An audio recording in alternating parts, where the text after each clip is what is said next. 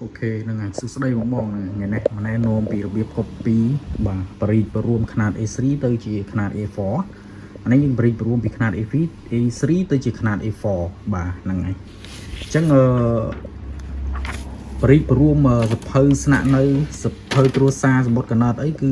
ដូចគ្នាដែរបាទហ្នឹងខុសគ្នាតិចតួចទេឥឡូវខ្ញុំមកប្រាប់ពីរបៀបcopy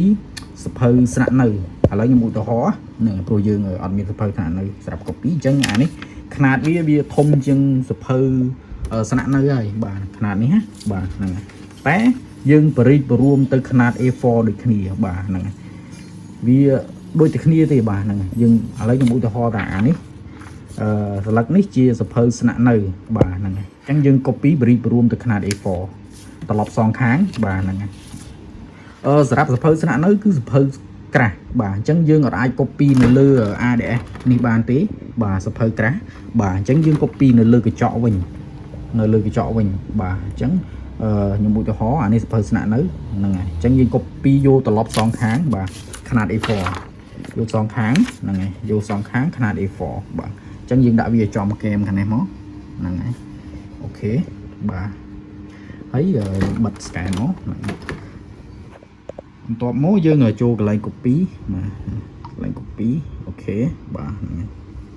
អញ្ចឹងភាគរយមុនដំបូងយើងចូលរងភាគរយសិនមកបាទភាគរយសភៅស្នាក់នៅគឺ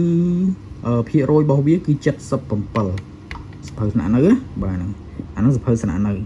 77អូខេទៅបាទហ្នឹងហើយអញ្ចឹងកន្លែងនេះគឺកន្លែងផ្សាយរបស់វាបាទហ្នឹងអញ្ចឹងដូរវាទៅខាងក្រោមនេះមកបាទអូខេទៅហ្នឹងហើយអញ្ចឹងຂະຫນាតបាទຂະຫນាតជាទូទៅដែលយើង copy យក A4 ហើយបាទហ្នឹងហើយព្រមវាមកຂະຫນាត A4 ហ្នឹងហើយអញ្ចឹងអានេះយើងដាក់វា A4 ដែរទៅមិនរើសក៏បានដែរអានេះអត់សំខាន់មិនរើសក៏បានដែរសំខាន់នឹងរើសតានេះទៅហើយនឹងត្រឡប់បាទត្រឡប់សងខាងហើយនឹងភាគរយបាទហ្នឹងហើយអញ្ចឹងយើងរើសប៉ុណ្ណឹងបានហើយឥឡូវបងប្អូនចង់ copy យកប្រហែលសន្លឹកដូចជា2សន្លឹក3សន្លឹក4សន្លឹក5សន្លឹកចង់បានប្រហែលកំណត់ខ្លួនឯងទៅឥឡូវខ្ញុំយកតែមួយទេបាទហ្នឹងចង់បាន 5.5 ហើយខ្ញុំចុច copy ទៅហ្នឹងឥឡូវខ្ញុំយកតែមួយទេហ្នឹងអញ្ចឹងយកតែមួយបងប្អូនចុច copy មកហ្នឹងចង់បាន color ឬសខ្មៅឥឡូវយើងអានេះខ្ញុំចង់បាន color អញ្ចឹងចុច color មួយមកបាទហ្នឹងចុច color មួយហើយចុចមួយទៀតបាទចុចមួយទៀតហ្នឹងចុចមួយទៀតអញ្ចឹងវាចាំផ្ដើមមក scan ណា copy មកខាងហើយបាទហ្នឹងចានេះຂະຫນាត A4 ហ្នឹងរួមវាមកຂະຫນាត A4 សភៅស្នាក់នៅហ្នឹងហើយអូខេអញ្ចឹងវាចេញមកហ្នឹងបាទអាហ្នឹងរួមមកຂະຫນាត A4 បាទហ្នឹងហើយអញ្ចឹងរួមមកຂະຫນាត A4 អញ្ចឹងយើងត្រឡប់វាទៅម្ខាងទៅអូខេត្រឡប់វាទៅម្ខាងហ្នឹងអូខេបាទពេលដែលត្រឡប់ហ្នឹងហើយឥឡូវអាមុនដំបូងគឺបែបនេះបាទពេលដែលត្រឡប់គឺអត់ត្រឡប់អញ្ចឹងទេណាបាទអត់ត្រឡប់អញ្ចឹងទេហ្នឹងហើយពេលដែលត្រឡប់គឺដើមវាមិញ copy មកគឺវានៅបែបនេះបាទពេលដែលត្រឡប់គឺយើងត្រឡប់វាទៅបញ្ឈរខាងលើវិញបែបនេះបាទត្រឡប់វាបែបនេះហ្នឹងហើយអញ្ចឹងយើងបិទក្របមកហើយចុចមួយទៀតបាទអូខេចាំវាមកស្ទុះឬកំពុង scan copy បាទអញ្ចឹងវាទាញអានេះចូលវិញហើយបាទទាញនេះចូលវិញអានេះ copy ប្រិយរួមបាទដូចសភៅគ្រួសារគឺដូចគ្នាដែរសភៅគ្រួសារយើងcopy ដូចគ្នាដែរនិយាយទៅ setting វាក៏ដូចអាសភៅស្នាក់នៅមិញគ្រាន់តែថាភាគរយរបស់វាគឺខ្ពស់ជាងភាគរយរបស់វាសភៅគ្រួសារភាគរយវា95បាទ95ហ្នឹងអូខេឥឡូវចេញមកបាទអញ្ចឹងអូខេហើយបាទតែប៉ុណ្្នឹងទេបាទទាក់ទងការ copy ប្រិយរួមហ្នឹងអូខេអញ្ចឹងកុំឆ្ងល់ថាដាច់អានេះមកពីដាច់ហេតុអីបានដាច់ព្រោះដោយសារຂະຫນាតกระดาษរបស់ខ្ញុំនេះຂະຫນាត A3 អញ្ចឹងຂະຫນាតវាធំជាងกระดาษសភៅស្នាក់នៅអានេះណាបាទហ្នឹងហើយអញ្ចឹងមិញខ្ញុំប្រិយដាក់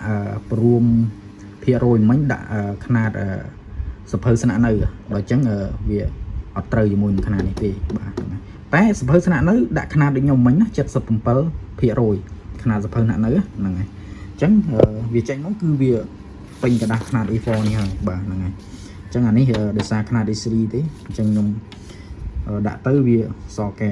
ដាច់ហ្នឹងអញ្ចឹងបងប្អូនដែល copy សភៅស្នាក់នៅគឺសំខាន់បំផុតគឺភាគរយរបស់វាបាទ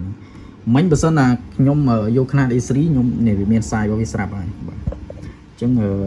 ពី A3 ទៅ A4 អញ្ចឹងពេលវាព្រីតមកវាត្រូវតែខ្ញុំរើសຂະຫນាតអាសភៅស្នាក់នៅហ្នឹងវាចំគុំច្រឡំកន្លែងហ្នឹងបាទគុំច្រឡំហ្នឹងអញ្ចឹងអានេះទាក់ទងនឹងការ copy សភៅស្នាក់នៅបាទហ្នឹងហើយ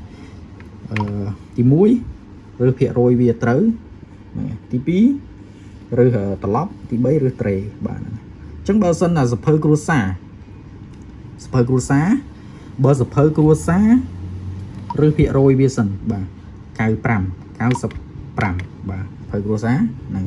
95អូខេអញ្ចឹងដូចគ្នានេះដូចគ្នាបាទ copy មិញគឺដូចគ្នាដែរការត្រឡប់ការអីគឺដូចគ្នាដែរសភៅគ្រួសារហ្នឹងអាហ្នឹងខ្ញុំនិយាយពីសភៅគ្រួសារនិងសភៅស្នាក់នៅវាខុសគ្នាត្រង់ថាភាគរយទេការត្រឡប់ការអីគឺដូចគ្នាទាំងអស់បាទអាហ្នឹងសភៅគ្រួសារបាទហ្នឹងហើយអញ្ចឹងសម្បត្តិកណើតបាទហ្នឹងសម្បត្តិកណើតគឺងាយស្រួលជាងគេទេសម្បត្តិកណើតមិនចាំបាច់ត្រឡប់ទេយើងគ្រាន់តែបរួមភាគរយទៅបានហើយឥឡូវខ្ញុំឧទាហរណ៍នេះសម្បត្តិកណើតហ្នឹងសម្បត្តិកណើតវាតែមួយខាងទេហ្នឹងហើយយើងដាក់វាចូលដូចគ្នាបាទការ copy អីគឺដូចគ្នាដែរបាទអញ្ចឹងយើងចូលកន្លែង copy អានេះសម្បត្តិកណើតណាបងប្អូនហ្នឹងអានេះសម្បត្តិកណើតទេបាទហ្នឹងអញ្ចឹងយើងរើសយកតែភាគរយនេះមកបាទសម្បត្តិកណើតវា91 92ឬក៏90គត់តាមត្រាដែលគេវាយហ្នឹងហើយ